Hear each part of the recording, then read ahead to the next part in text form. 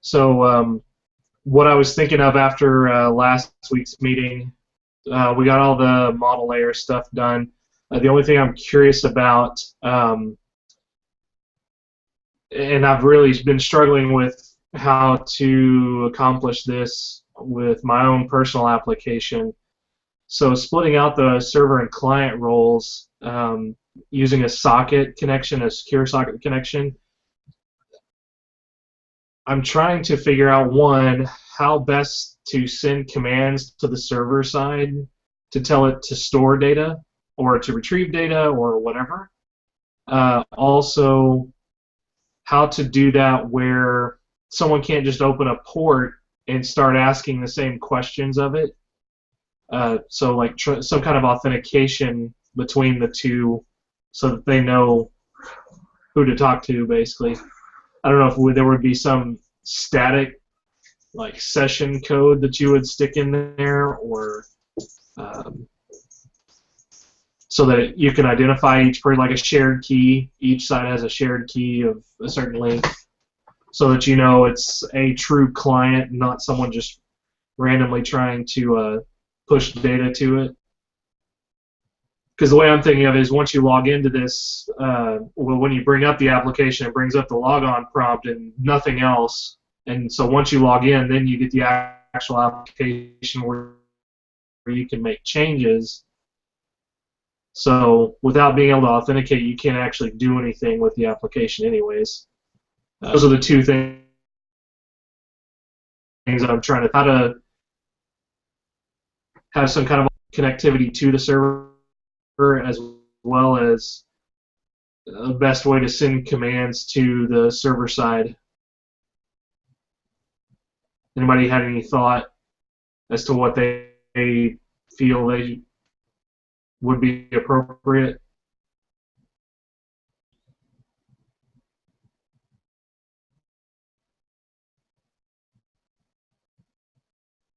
I know thoughts going. I was my thoughts. I'm not professional at this, nor do I've tried to research to figure out what people do in their current applications. I'm just not really getting much help online. Maybe I'm looking under the wrong keywords. But I was thinking of as part of the connection, you would send your command as the first line, which could be store, edit, update, whatever. And then the next line that would come in as part of that would be the actual JSON for the query, or what you want to store, or if it's an update, that would have the JSON in there as well. Or if you're doing a search, you would tell it what you're wanting to look for, and so each of these different methods would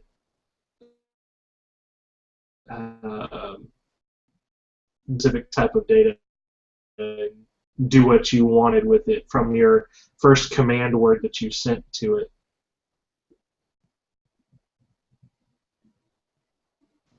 I've never programmed an Android before, so I don't know the details on that, but I guess there's no out-of-the-box kind of tunnel, not protocol, but or kind of package that's kind of standard that you found? So I mean, all there is the client, the sockets, basically. You can just open up a socket and you can send anything down that. I mean, granted, you can't send a full object, from what I can tell down it. It still has to be something that you can stream. So I think that's why they had us research the JSON, because that way you can send JSON down it, or you can receive JSON back, depending on whatever your application is. But those are just my thoughts over the past, since last Thursday. So. Yeah, how do we prevent someone from just being on the same socket sending data or retrieving data without authentication? Yeah, so that one that's just something I've thought of. I mean, you can, that's part of some of the cryptography. You can have private keys, shared keys. So that's the only way I can think of authenticating the client and server parts. But it would, in my opinion, it would be nicer if you could have some kind of tied session between the users, so that way whenever the user is sending data to it, you can send like a session ID, and then the server side could check to make sure that session's still active. Yeah, have a session token and Yeah, or whatever. but I have no idea how to code that. That's definitely an interesting topic. Yeah, that may be something we just plan for on paper and not have to or complete at this point. I don't know, unless somebody in the group already knows how to do that. Wouldn't want to spend a whole bunch of time on that and miss some of the other easier stuff that we could have something working. Exactly. I mean, I guess maybe at this part we just have it where if you have the application, you can get in. You connect to this IP address on this port, done. Yeah. Well, from what I know with my experience is you got the public key, then during that session it sets a private key, and then through each action that you do, the server checks through its authentication that private key hasn't changed. Otherwise, if that private key logs out, isn't valid or is not correct, then it automatically logs you out of the application. So, I mean, that's from what I know is how it checks. And it could just be a low 8-bit key or something like that. Yeah. So it just calls that every time it tries to do something. It's constantly validating it. Yeah. When it executes the command, it's a handshake basically, just to prevent malicious attacks on the server. Yeah. It checks to make sure that the user is still that user, basically. I'm guessing on the server side it would have some type of memory table of so-and-so authenticated, I gave them this session ID of whatever, and then whenever the client sends a request, it always starts with request. Yeah, it's just a hex string that goes through first, and then there's something on the server side that checks it, accepts it, and then once it's good, then it keeps running the rest of the command or something like that. Yeah. But maybe I'm going overboard. That was just my normal security mind in my head. Hey, how do I authenticate someone to this to make sure they can't just have someone connect on a server with a port and start dumping data into it? But I mean, really, do we have to have that as part of the? I think Brendan was going pretty head on where we needed to go. Is that a requirement as part of this, or? I think that's a little over the top unless we're struggling finding a place to put either serialization or a Java collections or something like that. Then we could try to get that integrated with the authentication stuff, because authentication, it can be anywhere from low grade to crazy high grade, implementing a million different things. Yeah. So I guess we could just start off our application with an IP and a port connecting to it, and then just do it. Yeah, if we're missing stuff that we need, we can just shove into authentication somehow. Yeah. So I guess on now, since we've gotten past that, the other part was sending it commands. Does that make sense to any of you guys on giving it a short one-liner like update, and then the next set of strings that comes into it is actually what I want it to do or update? Well, it's very similar to what an FTP server does. You give it a command, then you tell the string, and then the server processes that command. That's very similar to what FTP is. Yeah. Hey guys, sorry I'm late. Yeah, no problem. I'm just not sure how Java does it. So I mean, like you were saying, I mean, literally that, because I sit at CLI all day long, and I'm like, well, that's exactly what I do. I tell it, change directory to this. It does it. So that's kind of how I thought about the client and the server talking to each other. But again, I don't know if Java has some way of calling a function on a server, saying, "Hey, run this method on the server against this object." And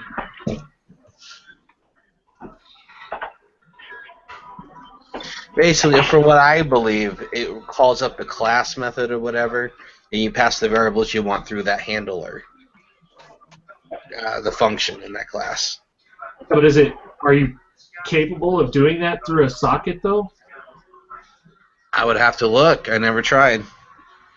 Because all the examples I've looked at, they've all been really simple, where you send literally a character or two. Like there was a tic-tac-toe game, and literally all you sent was the character of the position that you were playing.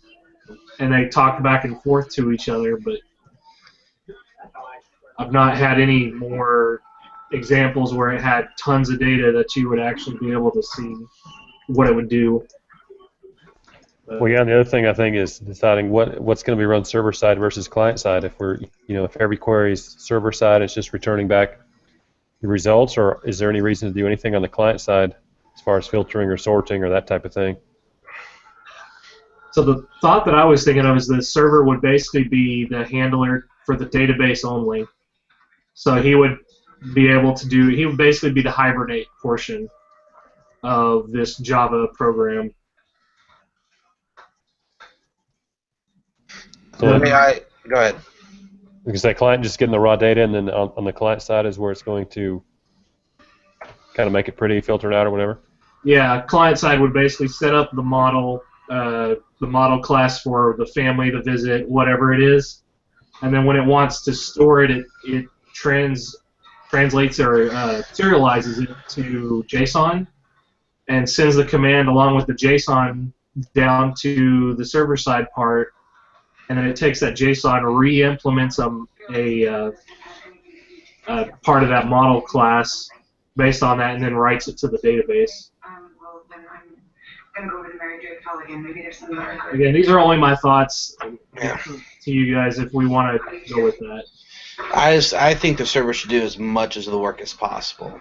The only thing the client should do is the view, and when you're just trying to edit the data, basically, the controller. So, and I That's think the direction that I thought as well, is the server, when we were sending a request out, and again, I know I'm joining this kind of late here, but when you, as a client, want to query some information, we just get what information we want from the server.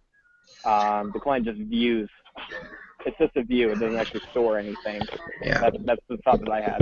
Yeah, the server is what does all the work, basically. It executes the query. It pushes out the report, and then the client just views it. That way, it doesn't really matter if you have a powerful phone or a crappy iPad. The server does all the work. It also helps to ensure data integrity. That's the important part, is data only gets changed in one place, doesn't get passed around. It's only viewed or edited.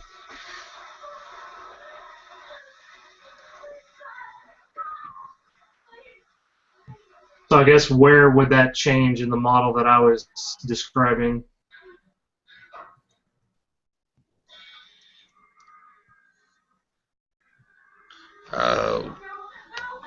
I guess I understood it differently from what you were explaining it. Then it sounded like some of the work was happening on the client.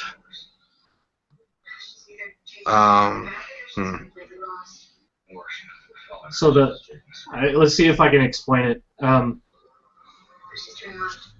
mean, the client would send requests for data of certain type. Say, hey, I need all of the families blah, blah, for this companionship, and it would send that down to the server. The server then query the database for that specific information, compile it, and then send it across in JSON back to the client, and then they would rebuild everything, but it would have to be done in a model of some type, so either the family or the visit model, so that way it could display it in the window for the client. I mean, it's having to do some processing in the sense that it takes that JSON that it received through the socket, put it into a model class, and then the view actually shows that model. I gotcha now. There we go. But I mean, it's not doing like the Hibernate portion isn't on there. Okay, there. Yeah, it's on the server. Yeah, Hibernate resides on the server where the SQL database is at.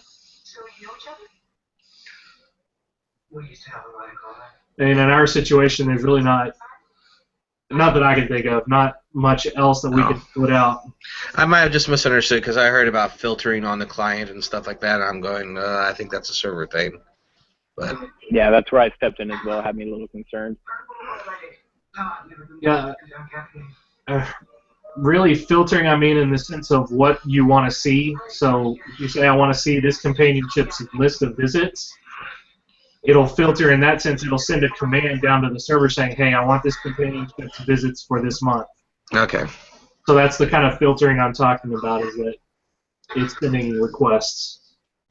All right, but it's the server that's really just sending back the filtered results already to the Exactly. client. Okay. Yeah. Okay. Because otherwise, I'm not sure how else to tell it how. I guess I'm not sure how else to thin that down on the client side. No, you really can't. What I was thinking was you're calling out for the entire database back to the client, and then you're filtering it with the clients. What, for some reason, what I was thinking of. I think we're all on the same page now. This is sounding right. Yeah. So really, at this point, how do you guys feel like doing this? Taking us half of our team to do the client side and the other half to do the server side? I'm just not sure of the 7 people that are remaining. Yeah, how many of us are actually left now? Did Aldo drop out? I know that. Oh, what was his name? What's his name left? So we got Jason dropped. I've not heard anything about Aldo, but I've not seen him at the meetings either. You pretty much have been absent since the first one, right? Yeah. Oh yeah. I had a couple emails from him, but I haven't. See, it's a rough class. If you don't get it, you just fall behind.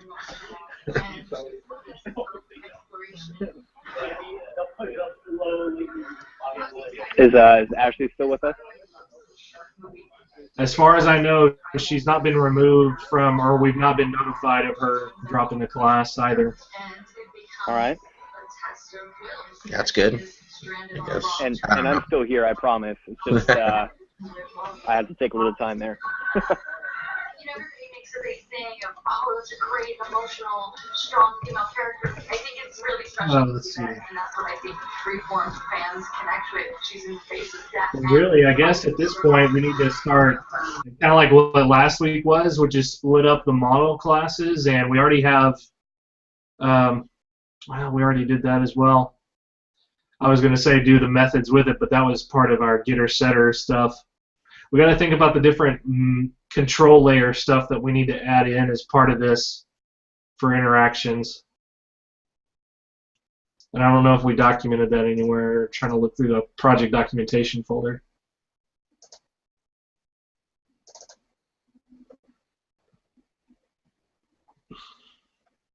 We've got like the sequence charts, which kind of help us know what needs to happen control-wise.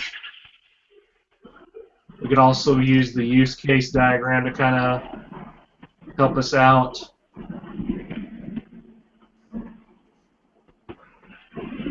So, sorry, not to play a little catch up here, but I take it we're done with our design. We're actually moving into development, right? Yeah, so we've got the model layer already done. We also got the database SQL configuration script done. Basically, at this point, it's just getting the control and the view layer done. Okay. Are we going to want to be developing any test matrices for like any of the, what do you call that? Any of the functions that we may be using? Yeah, so for our JUnit tests, we probably want to figure out some kind of what we would want to test, like what you were saying, probably, and it has to do with all those control methods that we would have. So either updating a family, deleting a family, right, makes sense. visits. Those all need to have test cases against them. Right. We could definitely think about that along the way of creating the control classes. So as we're doing them, we want to think about how we want to test them. And I think probably along the final week is when we're doing the testing phase. That's where we would want to set up all those JUnit tests and make any corrections to our application as necessary. Right. I think we've got what, 4 weeks left? 4 weeks to get it done? Yes. Yeah, 4 weeks left to get the rest of the control and the view class and the JUnit tests done.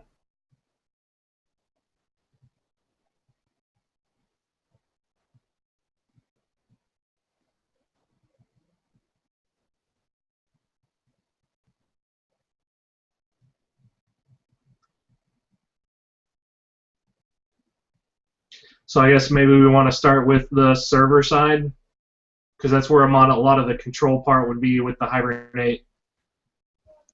Personally, that was my hardest subject, was to understand the Hibernate.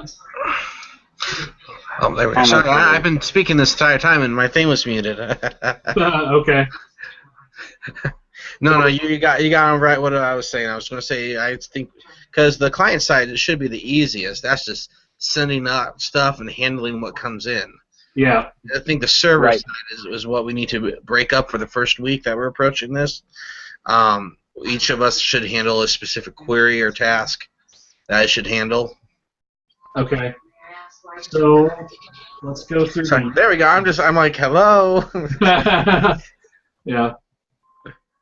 So I guess we can go through the use cases here and talk about how we want to try to split this up. Keep it very simple, nothing like too crazy, because you can always add more functions to it. So if it was just a simple push and get or something like that. Yeah. So we've got members that we need to be able to add and update and remove. We also have districts that need the same thing. Since we're not doing authentication as part of this, I'm not sure how you want to do the permissions portion of it too, because that's where the authentication table was required. But then there's also the... Well, the authentication thing, I think, can be left out till the end, because basically you can just add in a line of code that is authenticated true or whatever, and that calls up a function where it actually checks the client for its authentication. Treat it like a binary flag. Yeah. Right, or a Boolean flag.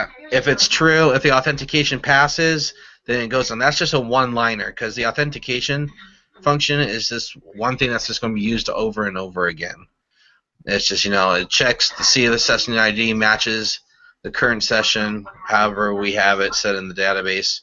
And if it matches, then it's true. If not, it's false. If it returns false, then nothing happens and it displays an error, basically. Alright, so then we're throwing the authentication piece back into this then. Well, I just say just set it aside for now, because that's something that can be easily put in later. Okay. Right, like Brandon said before, it could be as sophisticated or easy as possible, so it may just be something easy as, It could just be a quick one-liner. I mean, yeah. There can be a local, hidden file in the client that says, ID is 335, and it's a temp storage in the SQL server, and it goes, does user ID session ID equal 355, true, continue, false, halt. And playing a little bit of a devil's advocate as well. I'm thinking, well, if it's really easy, why don't we just do it now? This is one huge slew of bugs we can just avoid now by doing it a little bit later.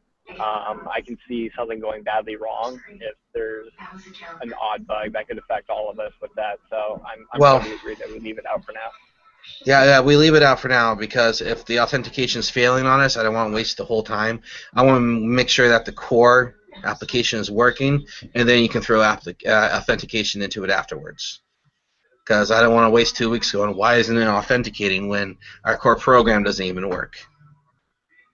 Correct.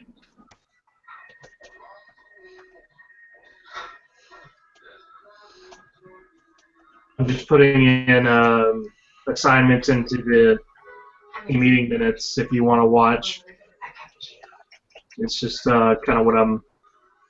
So basically, you're just assigning the classes that are in the use case, right? And then we just need to design the controllers for them?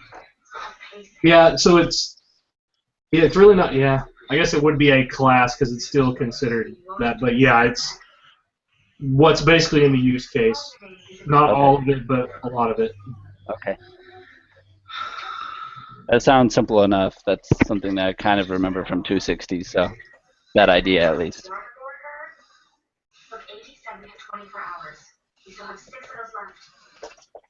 And luckily there's no view class to this, it's only control.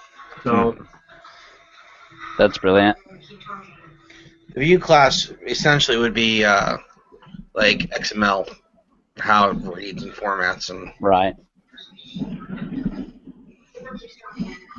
At least on my end, I'm going to be taking some time to look through the GitHub, looking through what's already been done, what's been written. So I know, for my part, how to best incorporate it in. I don't know if we have like a standard model or even not a standard model. What am I talking about? Do we even have like a test view just for dumping everything, or are we all responsible for our own view, just for testing our own little bit? So, since this is server-side code right now, I'm not really thinking that we need a view, really. It would just be what actions you require to do your task. Whenever you receive a basically a command from the client, this is how I do it. So you could test it probably with some like have an input equals, and then this is what your input would be, which would probably be some kind of JSON that we're going to receive, and then you could test your control class with that on the server code.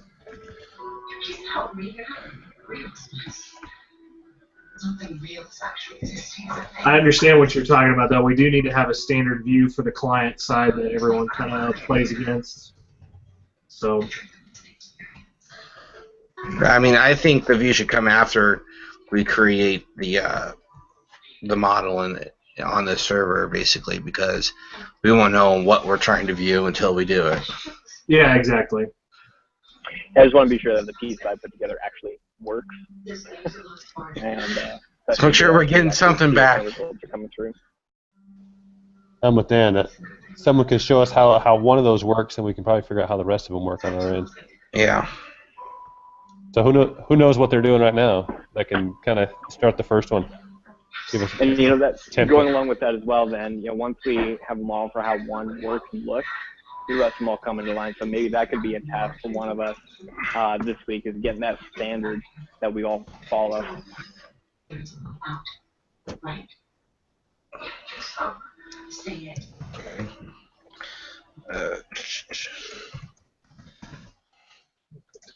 I mean, I'm willing to just try to see what.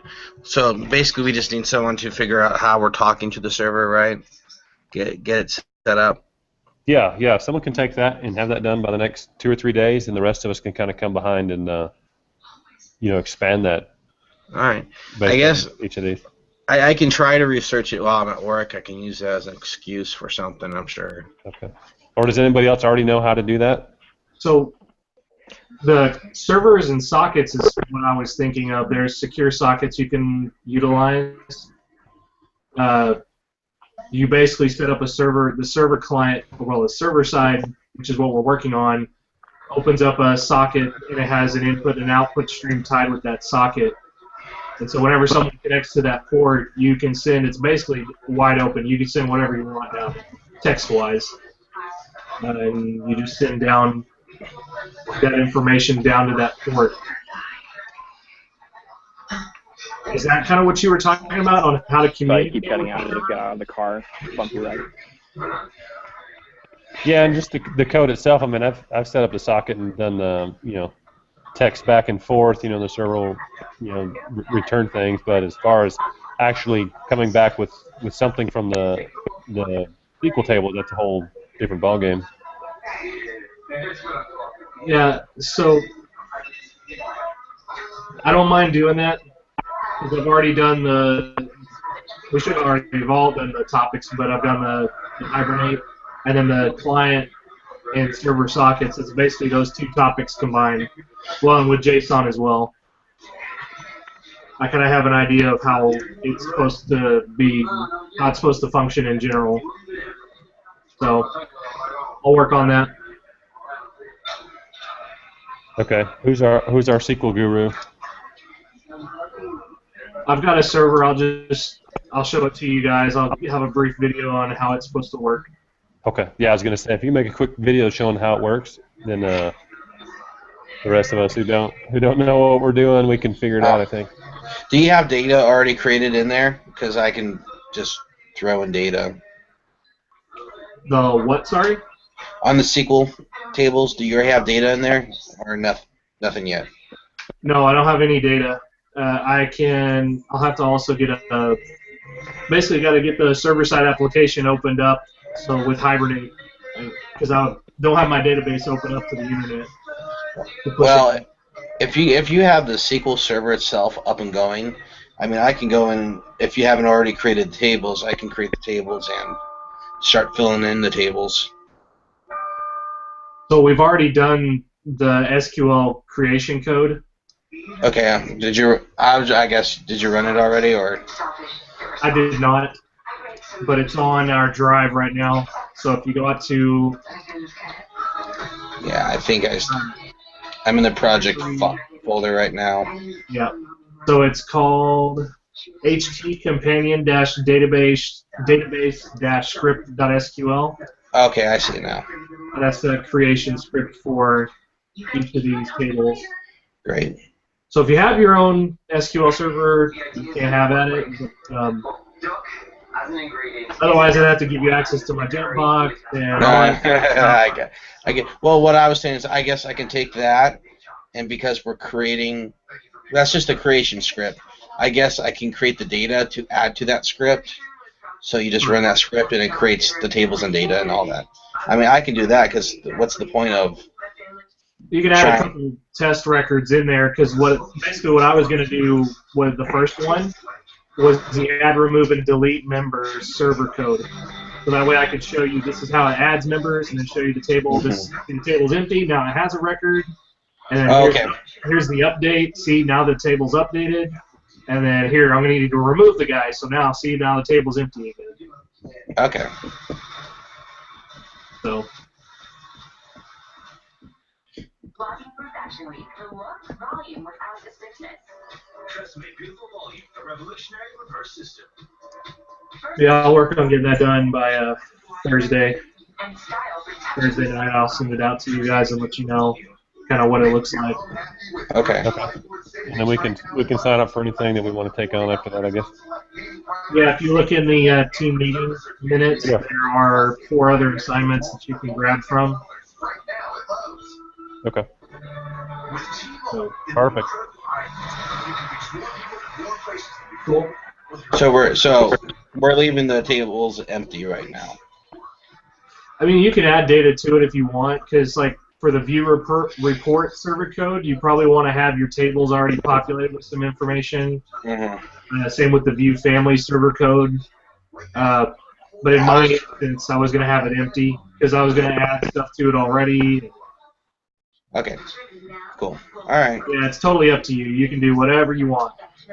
So. I was just thinking maybe just throw 50, like 30 families in there. Yeah. And that way there's something maybe like 60 members or 80 members altogether. Okay. Just that way you can move on not just from just creating users, but be able to use joins and filters. So we're like skipping ahead a couple of steps because we already have data pre-populated. We can just work on the other stuff. Yeah, what we did in our last class is we had a script that we could just run, if we wanted just a bunch of data to put it in there. But initially we started off blank so that you could test that and make sure, null values and all that kind of stuff. So if you can write the script to populate it, that'd be great. Then we can just use that anytime we get to that point we want to just fill data. Just random names. Yeah, let's get some of those names, addresses, zip codes, phone numbers. Yeah, it's as much detail as so, yeah, because it's going to have to populate. Well, the member table, and I guess you can pre-populate. I guess some companionships, some families. I think those are the main 3. I mean, I could put in some visits. I guess not a whole bunch, but a couple. But just keep it as a script, so when we're ready to do a full test, we can just run the script and populate everything. Yeah. All right. By the way, that script is a MySQL script. Okay, cool. Yay! I love MySQL. Yeah, I did better with MySQL than Oracle. Yeah. Cool. Anybody have anything else to discuss, or issues, or concerns, whatever? If you haven't done any research on any of the topics, this is the last week to do it. Yep. Just get research in, just something. That way you can continue to work on it. Yep. Right.